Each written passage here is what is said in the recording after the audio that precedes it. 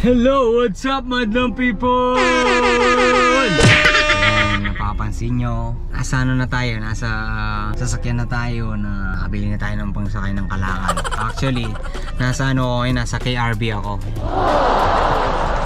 Racetrack. Magta-track sana ako. Kaninang umalis kami ng bahay, ang init. Sobrang init. Tapos nung malapit kami dito sa may RC sa tabi nito, biglang bumuhos ang ulan. Ang napakalakas na ulan. Siyempre hindi naman papayag yung may sila Tito Mel tsaka sila Ate Ro na magtatrack ako. Sayang, solo ko sana. Kaya lang, yun nga, biglang umulan. Tapos hinihintay namin na tumigil din, pero yun nga, nag-ambon-ambon, hindi umaraw. Kala namin naghintay rin naman tayo ng isang oras. Kaya sabi ko, pack up na siguro. So ang gagawin natin, punta ulit tayo ng Autobot. Kasi doon ko na rin sasabihin kung anong mga pinalagay natin na bago sa Autobot. So mamaya update ko kayo ulit guys pag nasa Autobot na ako. Kasi ang gagawin ko, baka iuwi ko muna tong motor. Ayan. Tapos punta na ako ng Autobot guys. See you later. Ayan madlang people, nasa bahay na tayo. Kapalit lang tayo ng damit. Magtsatsapatot tayo. Pre, papaalam muna ako kay Meme ulit. Kasi alam niya nag-track tayo. So hindi niya alam na na-doubt tayo ng ulan. Na, papaalam na tayo. Gusto kasi si Meme. Oo. Yan, tayo naman ang alis. Tayo punta na tayo ng Autobot. Autobot Transport. Autobot. Suot natin. Sayang naman. Tsaka ang maganda kasi sa Autobot guys, may gems. Pwedeng magbayad ng gems. Kaya yung gems ko, hindi lang sa damit mapupunta tsaka sa sapatos. Mapupunta na rin sa sasakyan. Sige, guys. Tara na. Yes. All sets. Babush. Bye. Ayan guys, nandito na tayo sa Autobot. So si Kuya Ari sa hanap ng parking. Tingin ko wala naman parking kasi puno. Ayan guys, nandito na tayo. Hoy brother, kamusta? Ay, nagkakausap. Brother ko si Ken. Hi bro. Ayan guys, nandun pala yung dalawang owner ng Autobot, si Randy tsaka si Ken, brother. Last time na nagpalagay tayo ng nagpalit tayo tsaka ng mag, wala sila. Nag birthday celebrate sila sa Batangas, no? Batangas. Tapos si Kevin, another Kevin. Tatlo na ang kilala natin Kevin guys. Sa bike, sa motor, kaya sa sasakyan.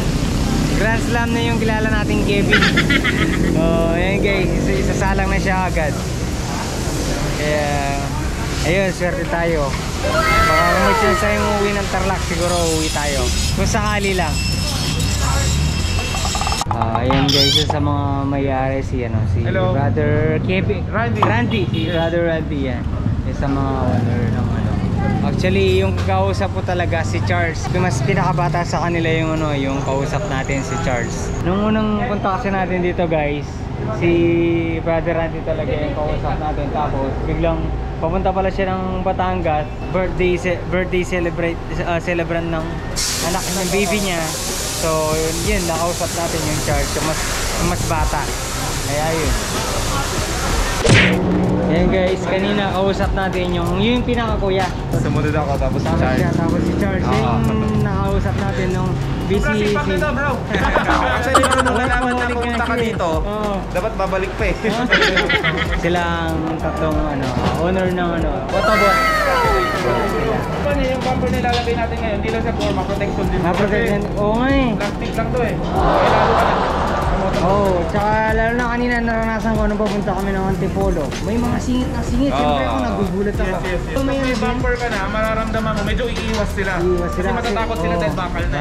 Businahan mo lang bro, matatakot na yan. And guys, yung mga tatlong magkakapatid, tinutukan nila yung sakyan natin. Sobrang babait nila. Sobrang bait.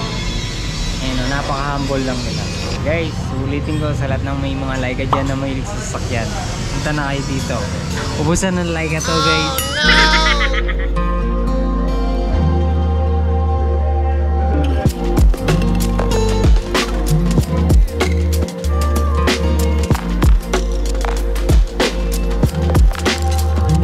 people, lalagyan natin yung mga ilaw. Pero kahit maraming ilaw na ilalagay, mga ano naman siya, mga legal naman, saka hindi daw siya nakakasilaw. Kaya siyempre nagpapasalamat din tayo sa kanila kasi kung ano lang, kung tayo lang, di naman din natin alam kasi yung mga gagawin natin, kung ano yung mga ilaw na pwede sa daan, pwede or hindi. Kaya sobrang ang babait ng mga tao dito, sinasuggest nila yung mga pwede. Tapos yun nga, yung ilaw na ilalagay, pakita mo kuya. So itong ilaw na ito, hindi siya, kahit maano siya, kahit maliwanag siya, hindi siya tipong nakakasilaw kumbaga. Na-excite tuloy ako, tsaka sabi ko nga kanina kay Kuya Aris, yung fog light, hindi natin alam saan siya pwedeng sintihan kung nasan yung switch niya. Kaya mamaya ituturo sa atin ni Kuya kung saan, kasi pati si Kuya Aris tinatanong ko, hindi niya rin alam. Sobrang bilis lang talaga. Ayan si Brother Kevin ulit, ayan. Kaya sobrang na-excite ako guys kung ano magiging resulta ng sasakyan natin, kasi kanina alam niyo naman, galing tayo ng Antipolo kanina. Alam niyo naman sa mga video pasingit-singit, medyo siyempre nagkaalangan tayo. Pag naka-bumper ka pala, medyo hindi ka takot, kumbaga sabi nga nila, parang naka-bulletproof ka. Kaya yun guys, kaya abangan nyo mamaya ang magiging resulta niya. Tapos may mga may mga apparel din sila sa loob. So tapos mga accessories din. Tapos guys, huwag kayong mahiyang magtanong dito. Napakababait ng mga tao, tsaka sa social media account nila, pag nagtanong ka, yung iniintay mong sagot makukuha mo agad. Kaya sobrang babait nila.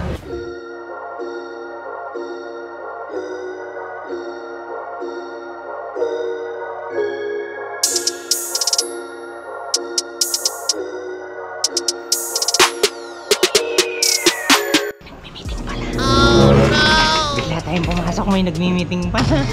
Wala talaga akong masabi dahil ang alam ko lang na babayaran lang natin is 60 plus. Pero siyempre binigay nila yung pinaka-the best na ilaw sa atin na pwedeng gamitin sa on-road tsaka off-road. Fred, maganda yun, siyempre yung presyo mag-iiba din. So medyo nabigla tayo ng konti, pero sinabi nila para di daw ako mabigla, magbibigay tayo ng kalahati ng like, tapos yung the rest i-cash natin next week, i-deposit na lang natin or i-like ka ulit kung sakali. Kaya guys, wala akong masabi, sobra. So ayan guys, ito yung mga ilaw na kinuha natin, kasi itong rigid, yan, rigid. Pwede siya sa street legal siya, pwedeng high and low, yung hindi sitahin. Baka kasi pag pinili natin yung isa maliwanag naman, pero actually di naman daw sila nagkakalayo sa liwanag ng liwanag. Yung isa lang pwede lang talaga na i-bright, pwede siyang i-low. Kaya yun, syempre ginuha na natin yung rigid. Yun ang the best. Yeah, autobot lang, saka lang yung skid plate natin kulay silver kasi. So ang suggest ni Brother Ken, na-advise niya na ipapinturahan na din ng black yung skid plate. So parang mabilisan lang yata dito, instant yung galawan dito, sobrang bilis. Yun na rin ako na kasi parang mas buo siyang tignan kung black na rin yung skid plate niya, yung sa ilalim kasi silver niya. So ang na-suggest ni Brother Ken, ipakulay na rin ng black. So makukuha rin natin siya ngayon. Mabilis lang daw yan, ibubugayin lang yan. Kaya sobrang nahiya na tayo kasi last time binigyan tayo ng damit, ngayon binigyan na naman tayo ng polo. Pero yung polo, ito, pwede nating suotin sa showtime. Masusuot natin sa showtime. Ito yung papolo nila. Ganda ng tela. May susuot sa showtime, pwede sa showtime to. Nilalasa na naman ang isip ko ng magkapatid. Go! Ito na naman, yan, yung side step. Pinag-iinitan nila. Kung mahirapan mamakit yan si Vice, magagalit sa'yo. At least sabihin mo, pinakabit mo talaga yung stepboard para sa kanya. Kasi ayun meme ha, nagsasuggest lang sila kung ano yung gaganda. Yung jowa ko ba kayo? Ayan pala oh. Oh my God! Sa ano meme? Go! Kano po? Pag-isipan natin. A few moments later. Tatanggalin na nila yung isa. Tapos ito yung isa, nilalagay na nila. Ayan, yung pala ano mo, sino yung nanay mo? Ay, si brother mo siya. Shoutout wala nanay niya. Shoutout nga pala sa mama ko, kay Shirley Gonzaga. Ayan, si brother, yung isa. Brother, baka merong mga ano, meron kong minamahal. Baka may minamahal. Mahuli na dito minamahal. Sorry. Baka iba mabanggit. Sorry, baka may ibang mabanggit. Step board. Ayun, patapos na rin. Sobrang ganda. So, mamaya, kukunin natin, ipakita natin yung ang ganda, grabe. Sobra. Na-enjoy ko siya. Ay, ubusan, cheers! Ayan guys, tapos na siya. So, ang hinintay na lang natin is skid plate, yung sa baba. Pinapaint siyang matte black para mas tugma siya sa sa bumper. Para sa akin, para sa amin, hindi siya kanais-nais tignan kung gray yun. So, yun, pinapintura ng itim na matte black. So, yun na lang yung hinihintay natin ngayon. Tapos, siguro pipicturean nila tapos workout na tayo. Pag-workout pa rin tayo. Medyo kaya pa naman Kaya pa naman ang oras natin.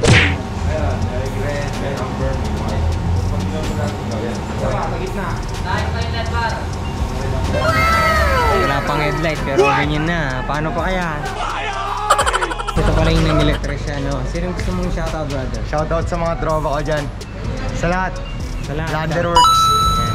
Thank you po sa akin, ha? Yan, yung tapos yung nasa likod niya yung babae raw kung masala. Siya lagi kasama yan. Dati, isa lang ang cellphone, alam ko, siya lang mag-isa. Ngayon, 3 na, di ba? Hindi ka magdududa. Boss, thank you sa telepono. Wala akong kaalam-alam doon. So, ayan, madam people, at time check natin is 7:31. So, palabas na siya, ayan. Palabas na. Tapos, siyempre, maraming salamat sa kay Brother Kevin, tsaka sa magkapatid na si Ken at tsaka si Charles. Kahit nalason nila tayo hindi, maraming salamat. Para naman sa sasakyan yun tignan nyo naman, ang ganda ng kinalabasan. Wala akong masabi kundi maraming salamat sa kanila. Ayan, lahat ng may Laika dyan na mahilig sa sasakyan, punta kayo dito. Pwedeng dito yung Laika, lahat daw pwede. Pitan mo, kayari. Ano?